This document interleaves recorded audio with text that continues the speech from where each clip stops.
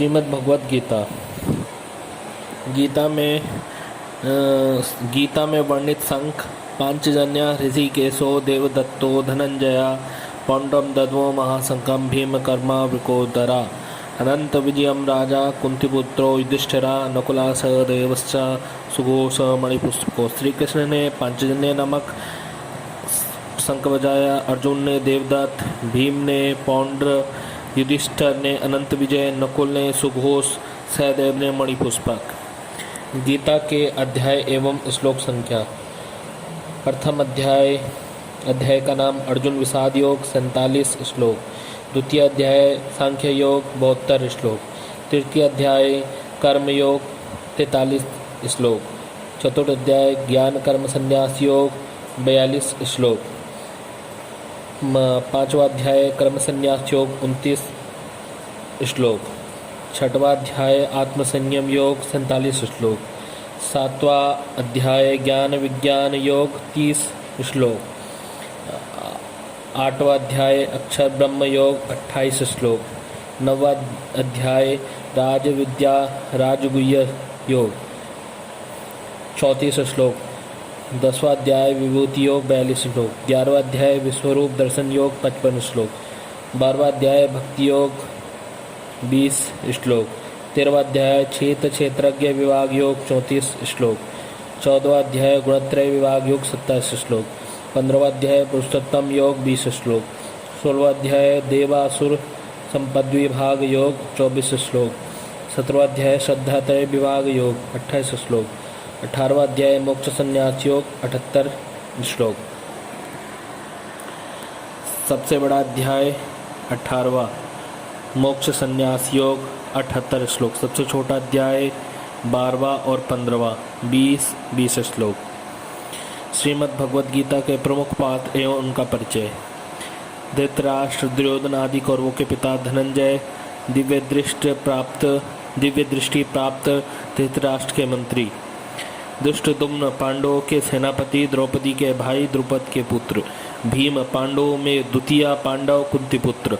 अर्जुन श्री कृष्ण के सखा, पांडवों में तृतीय पांडव कुंतीपुत्र। युधिष्ठिर पांडवों में प्रथम पांडव कुंतीपुत्र धर्मराज के अवतार। नकुल पांडवों में चतुर्थ पांडव माद्री के पुत्र। सहदेव पांडवों में अंतिम पांडव माद्री के पुत्र। द्रुपद पांडव पक्ष के वीर योद्धा। चेकितान पांडव पक्ष के वीर योद्धा। केसीराज पांडव पक्ष के वीर योद्धा। पुरोजित पांडव पक्ष के वीर योद्धा। कुंती भोज पांडव पक्ष के वीर योद्धा। अभिमन्यु अर्जुन और सुभद्रा के पुत्र। पितामह भीष्म कौरव पक्ष के प्रथम सेनापति, 10 दिन तक सेनापति रहे। द्रोणाचार्य कौरवों और पांडवों के गुरु, कौरव के द्वितीय सेनापति, 5 दिन तक सेनापति रहे। कर्ण कौरव के तीसरे सेनापति, 2 दिन तक सेनापति रहे। कृपाचार्य कौरव के प्रमुख योद्धा, सप्त चिरंजीवों में एक। अश्वत्थामा द्रोणाचार्य के पुत्र, कौरव पक्ष के प्रमुख योद्धा। विकर्ण कौरव पक्ष का प्रमुख योद्धा, दुर्योधन का भाई। भूरिश्रवा कौरव पक्ष का प्रमुख योद्धा। श्री कृष्ण भगवान विष्णु के अवतार, अर्जुन को गीता का उपदेश देने वाले। राजा विराट पांडव पक्ष के प्रमुख योद्धा। अज्ञातवास में पांडव इन्हीं के यहाँ रहे थे। दुर्योधन धृतराष्ट्र के पुत्र, 100 पुत्रों में सबसे बड़ा।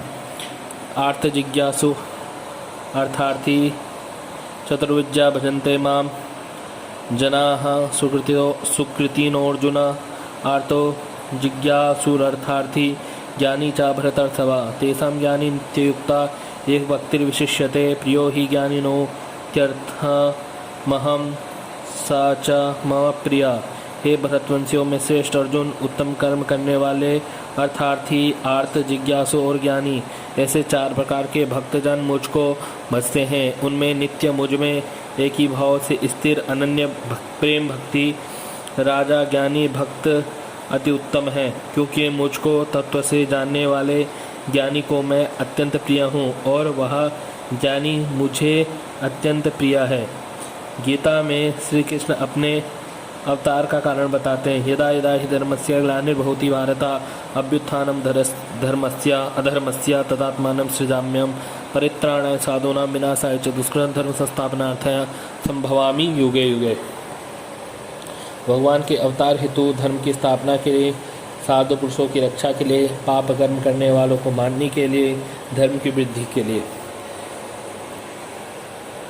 गीता में अर्जुन के लिए संबोधन। अर्जुन को गुडाकेश, पार्थ, परंतपा, भारत, कुंतीपुत्र, प्रथापुत्र, धनंजय, महाबाहो,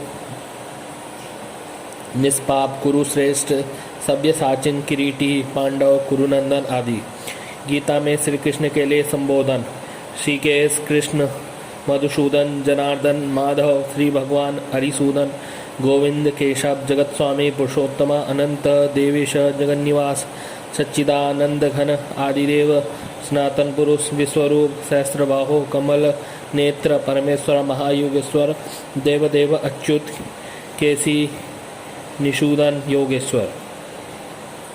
गीता में वर्णित आत्मा की विशेषताएं। गीता के अनुसार आत्मा अच्छेद्य, अदाह्य, अक्लेद्य, अशोच्य, नित्य, सर्वव्यापी, अचल, स्थिर, सनातन, अव्यक्त, अचिंत्य, विकाररहित, अबद्ध है।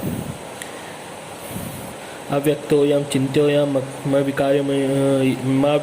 विकार्यो यमुच्यते तस्मादेवं विदित्वैनं नानुशोचितुमर्हसि। अच्छेद्योऽयं दाह्योऽयं मक्लेद्यो शोच्य एव च नित्य सर्वगता स्थाणुरचलोऽयं सनातनः। देहि नित्यमवद्योऽयं देहे सर्वस्य भारत तस्मात् सर्वाणि भूतानि न त्वं शोचितुमर्हसि। हे अर्जुन, तेरा कर्म करने का अधिकार है, उसके फलों में कभी नहीं, इसलिए तू कर्मों के फल का हेतु मत हो तथा तेरी कर्म न करने में भी आसक्ति न हो। कर्मण्येवाधिकारस्ते मां फलेषु कदाचन मां कर्म फल हेतुर्भूर्माते संगोस्त्वकर्मणि। योग मार्ग में स्थिर होकर कर्मों को करना चाहिए। योगस्था कुरु कर्माणि। गीता में समत्व को योग कहा गया। समत्वम योग उच्यते। समत्वम रूप योग ही कर्मों में कुशलता है, अर्थात कर्म बंधन में छूटने का उपाय है। योग कर्मसु कौशलम। गीता के अनुसार योगियों की निष्ठा कर्मयोग से होती है। कर्मयोगेन योगिनाम। जो मनुष्य इंद्रियों को वश में करके अनासक्त हुआ समस्त इंद्रियों द्वारा कर्मयोग का आचरण करता है वह श्रेष्ठ है।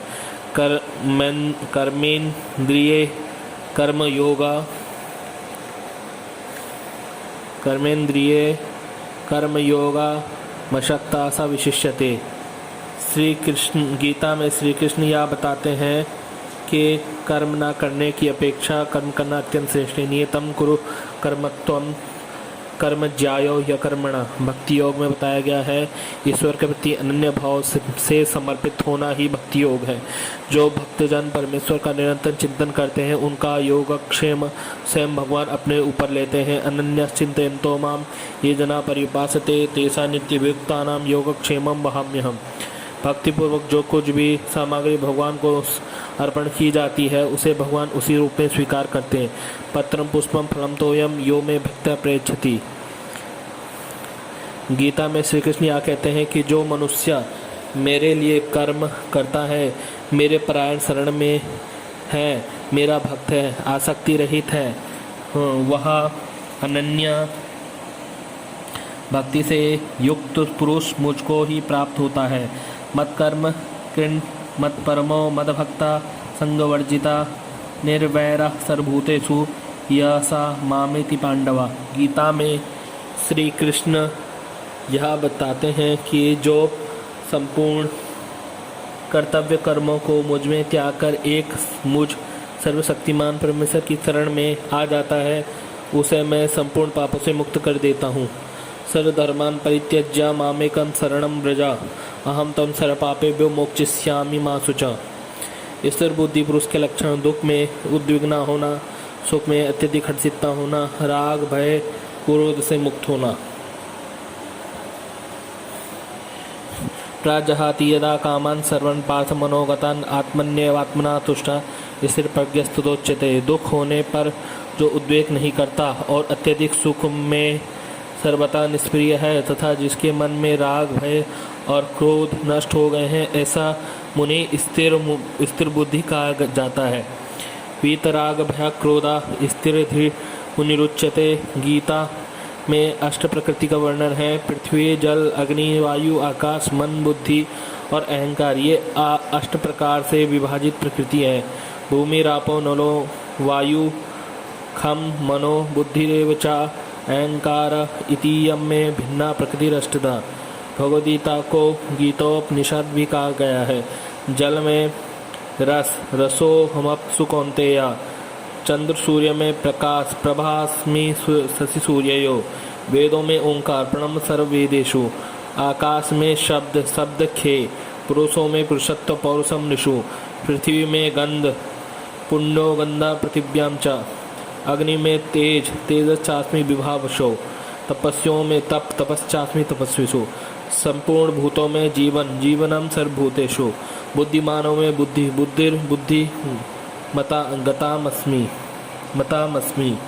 तेजस्वियों में तेज, तेजस्विनामहम। अदिति पुत्रों में विष्णु, आदित्य नामहम विष्णु। ज्योतियों में किरणों वाला सूर्य, ज्योतिषाम रविरंशुभान।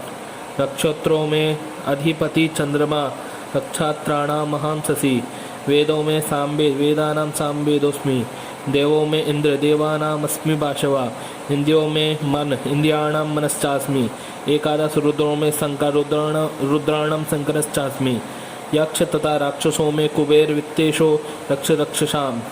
8 वस्तुओं में अग्नि, वसुनाम पावकश्चास्मि। पर्वतों में सुमेरु, मेरु शिखरी नामहम। पुरोहितों में बृहस्पति, पुरोदसाम च मुख्यम इमाम विद्धि पार्थ बृहस्पतिम। सेनापतियों में स्कंद, सेनानीनामहम स्कंदा। जलाशय में समुद्र, सरसा मस्मि सागरा। महर्षियों में भृगु, महर्षिणाम भृगुरहम।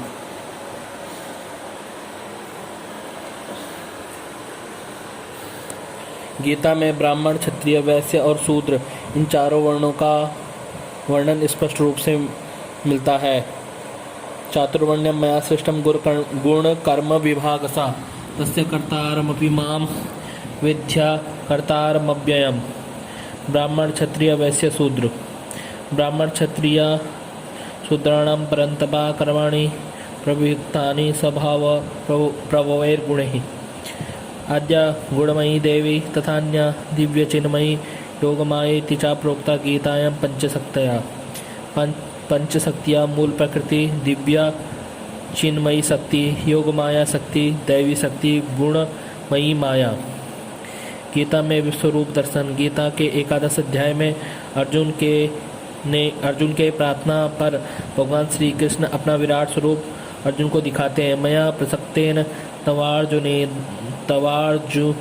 तवार्जुनेदं रूपं परम दर्शितमात्मयोगात् तेजोमयं विश्वमनन्तमाद्यं यन्मे त्वदन्येन न दृष्टपूर्वम्। गीता में कहे गए श्लोकों की संख्या।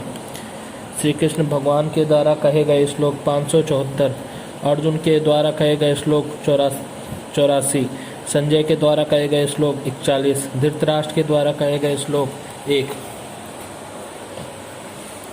गीता में प्रयुक्त मुख्य छंद है।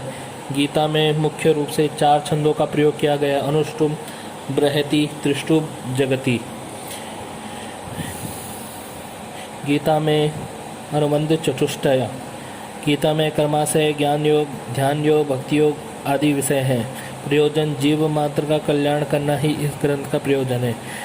अधिकारी, अपना कल्याण चाहने वाले मनुष्य गीता को पढ़ने के अधिकारी हैं।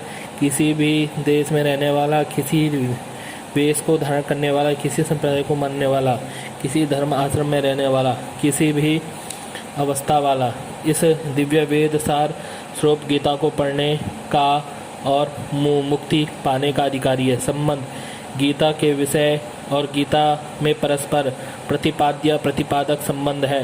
जीव का कल्याण किस प्रकार हो यह प्रतिपाद्य विषय है और कल्याण की युक्तियाँ बताने वाली होने में गीता स्वयं प्रतिपादक है।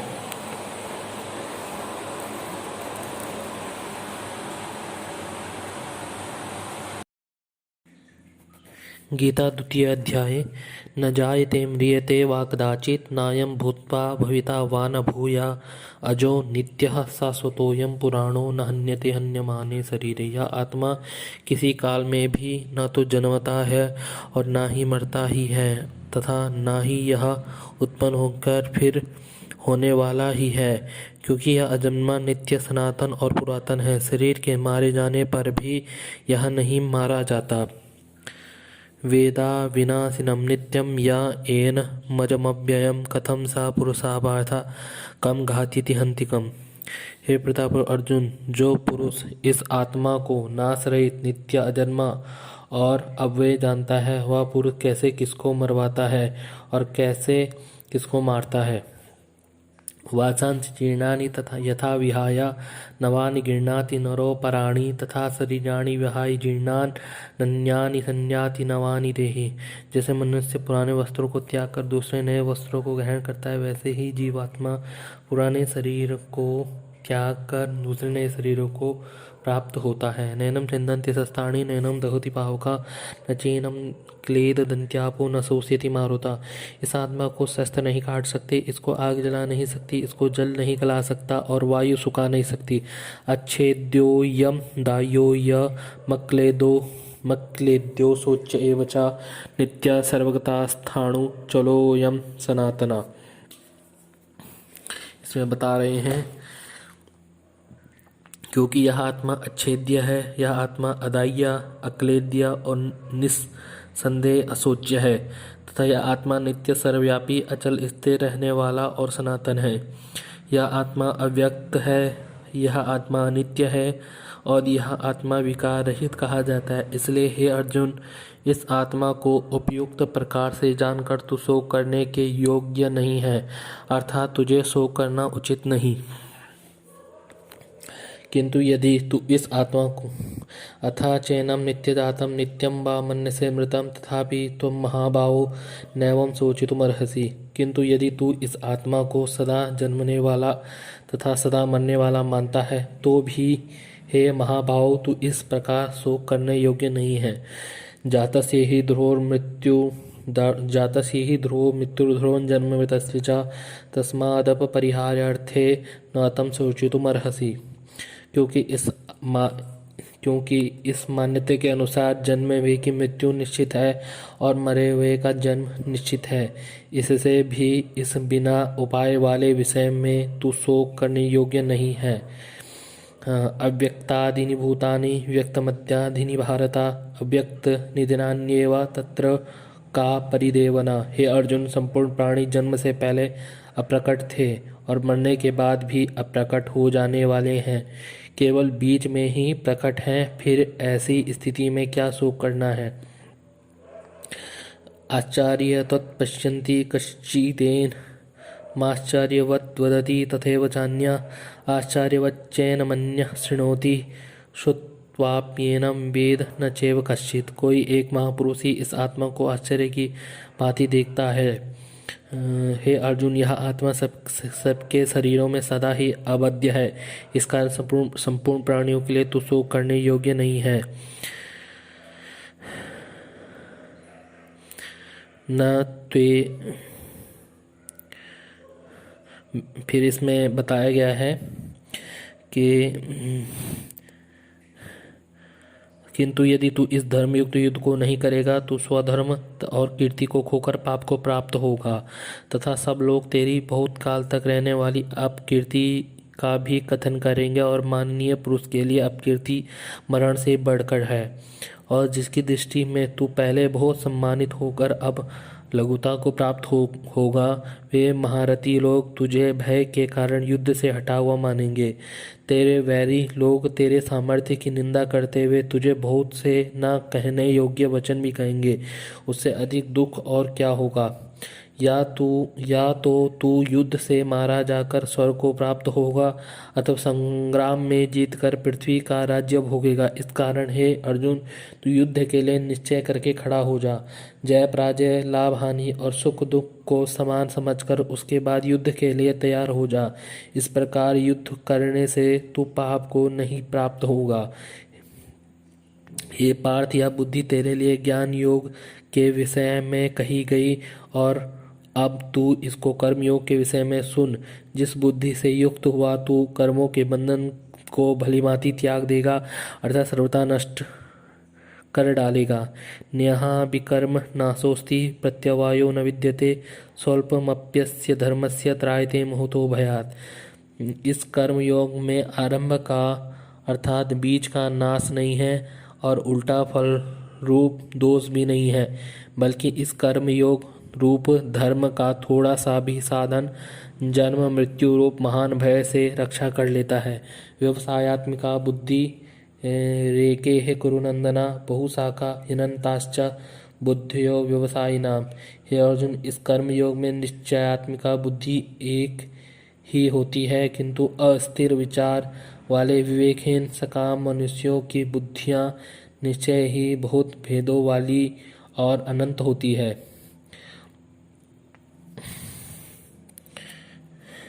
हे अर्जुन, वेद उपयुक्त प्रकार से तीनों गुणों के कार्य रूप समस्त भोगों एवं उनके साधनों का प्रतिपादन करने वाले हैं। इसलिए तो उन भोगों एवं उनके साधनों में आसक्तिहीन, हर्ष शोकादि द्वंद्वों से रहित, नित्य वस्तु परमात्मा में स्थित, योगक्षेम को न करना चाहने वाला और स्वाधीन अंतःकरण वाला हो।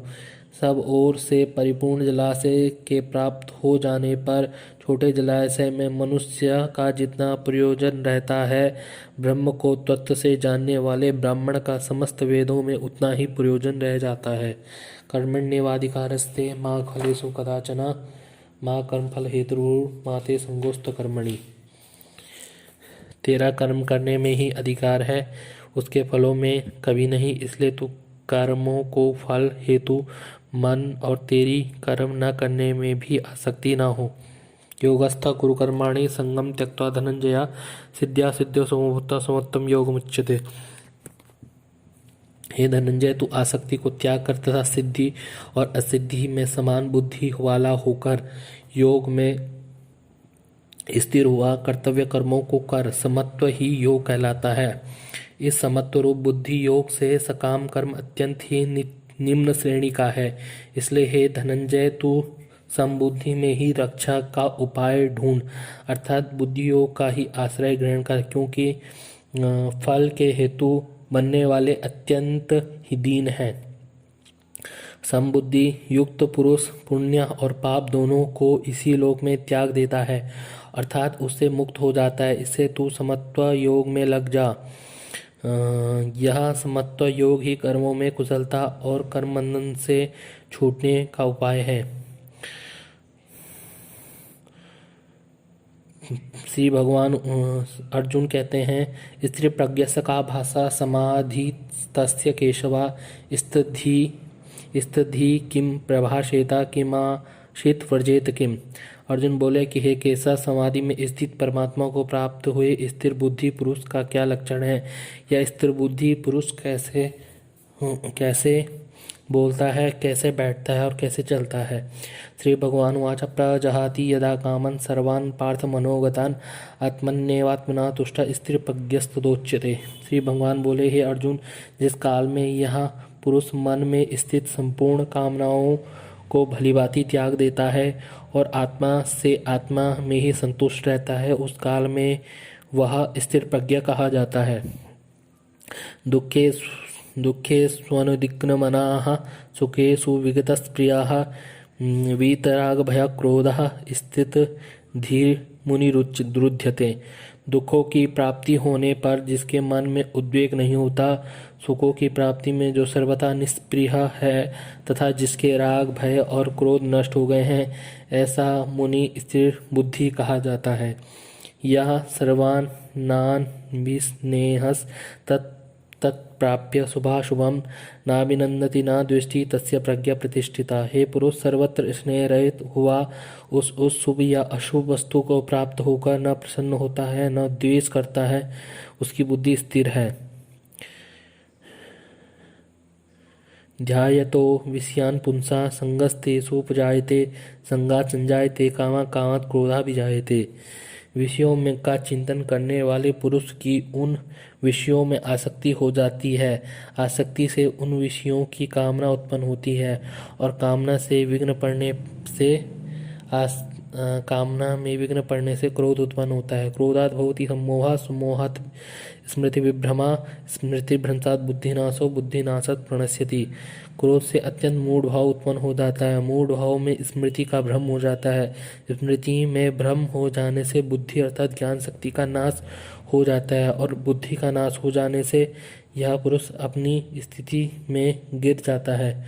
परंतु अपने अधीन किए हुए अंतःकरण वाला साधक अपने वश में की हुई राग द्वेष से रहित इंद्रियों द्वारा विषयों में विचरण करता हुआ अंतःकरण को की प्रसन्नता को प्राप्त होता है। अंतःकरण की प्रसन्नता होने पर इसके संपूर्ण दुखों का अभाव हो जाता है और उस प्रसन्न चित्त वाले कर्मयोगी की बुद्धि शीघ्र ही सब ओर से हटकर एक परमात्मा में ही भली भांति स्थिर हो जाती है। न नास्ति बुद्धिरयुक्तस्य न चा युक्तस्य भावना न चा भावयता शांति राशांतस्य कुता सुखम। न जीते हुए मन और इंद्रियों वाले पुरुष में निश्चयात्मिका बुद्धि नहीं होती और उस अयुक्त मनुष्य के अंतःकरण में भावना भी नहीं होती तथा भावनाहीन मनुष्य को शांति नहीं मिलती। भावनाहीन मनुष्य को शांति नहीं मिलती और शांति रहित मनुष्य को सुख कैसे मिल सकता है। इंद्रियाणाम ही चरताम यन्मनोनुधीयते तदस्य हरति प्रज्ञां वायुर्नाव मिवाम्भसि। क्योंकि जैसा जल में चलने वाली नाव को वायु हर लेती है, वैसा ही विषयों में विचरती हुई इंद्रियों में से मन जिस इंद्रियों के साथ रहता है वह एक ही इंद्रिया इस अयुक्त पुरुष की बुद्धि को हर लेती है।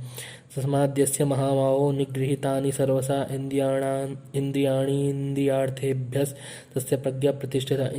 इसलिए हे महाभाव, जिस पुरुष की इंद्रियों के विषय में सब प्रकार निग्रह की हुई है उसी की बुद्धि स्थिर है। या निशा सर्वभूतानां तस्यां जागृति संयमी यस्यां जागृति भूतानि या निशा पश्यतो मुने।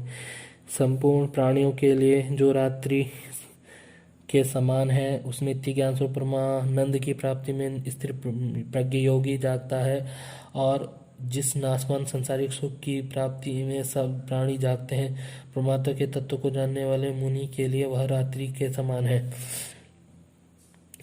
विहाय कामान्य सर्वान् पुंसश्चरति निःस्पृहः निर्ममो निरहंकारा सा शांति मधिगच्छति। जो पुरुष संपूर्ण कामनाओं को त्याग कर ममता रहित, अहंकार रहित और स्पृहा रहित हुआ विचरता है वही शांति को प्राप्त होता है। ऐसा ब्राह्मी स्थिति प्रार्थनेना प्राप्य विमुह्यति स्थित्वास्यामन्तकालेऽपि ब्रह्म निर्वाणं मृच्छति। हे अर्जुन, यह ब्रह्म को प्राप्त हुए पुरुष की स्थिति है।